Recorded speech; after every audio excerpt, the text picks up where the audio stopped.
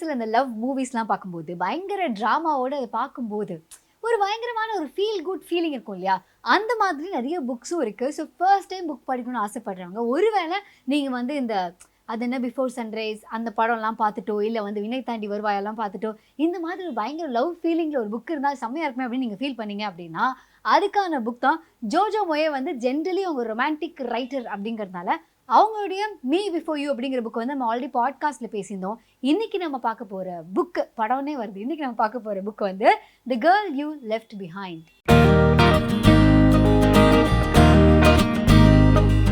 First the girl you left behind அப்படின்னோடனே அதுவும் ஒரு லவ் சம்மந்தமான ஒரு ட்ராமா அப்படின்னு நான் நினச்சேன்.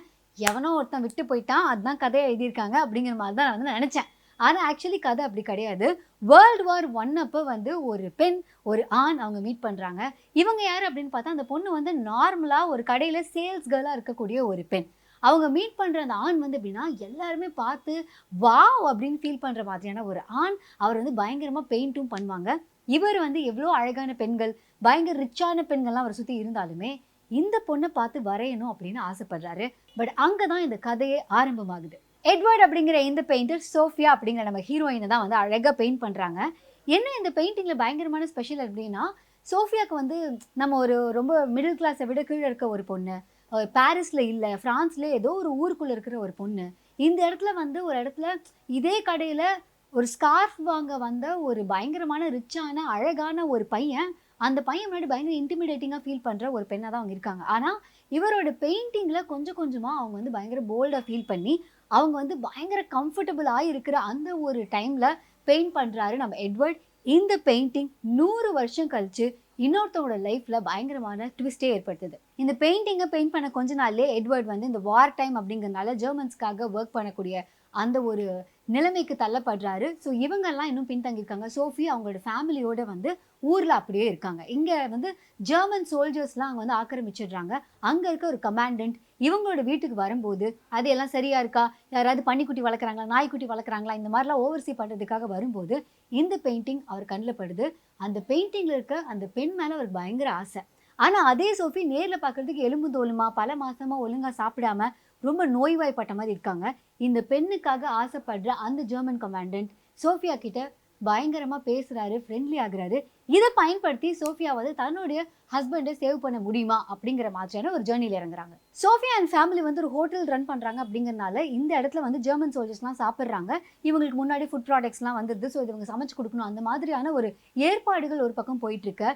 ஜெர்மன்ஸுக்கு சமைச்சு கொடுத்தா நம்ம ஊரில் இருக்கவங்க நம்மளை பற்றி என்ன நினைப்பாங்க அப்படிங்கிற மாதிரியான ஒரு குவெஸ்டனபிள் சுச்சுவேஷன்லாம் ஏற்படுது. இதுக்கு நடுவில் சோஃபியா இந்த கமாண்டன்ட் வந்து நல்லா பேசுகிறாரு, இவர் மூலமாக இவர்கிட்ட பேசி தன்னோட கணவர் எந்த கேம்பில் இருந்தாலும் அவரை வந்து சேவ் பண்ணிட முடியுமா, அவரை போய் பார்க்க முடியுமா அப்படிங்கிற நப்பாசையில் பயங்கரமான ரிஸ்கெல்லாம் எடுக்கிறாங்க.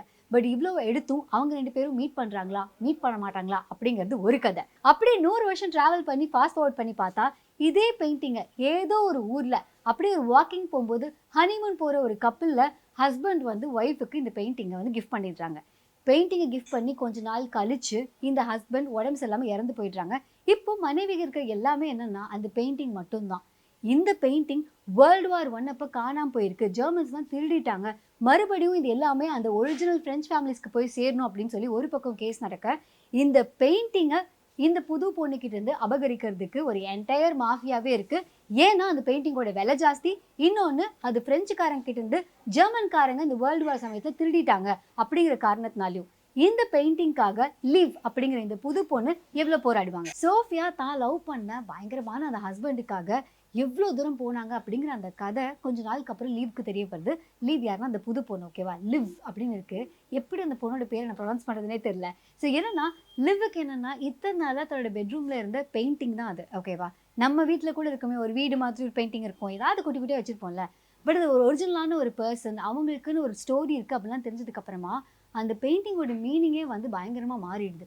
இப்போ இந்த பெயிண்டிங் மட்டும்தான் தன் ஹஸ்பண்ட் தனக்கு கொடுத்த ஒரே கிஃப்ட் அப்படிங்கும்போது இதை பாதுகாக்கிறதுக்கு, இது வந்து மறுபடியும் அந்த ஃப்ரெஞ்ச் ஃபேமிலிகிட்ட போகாமல் இருக்கிறதுக்கு என்னென்ன எஃபர்ட்லாம் இவங்க போடுறாங்க அப்படிங்கிறது தான் இன்னொரு கதை.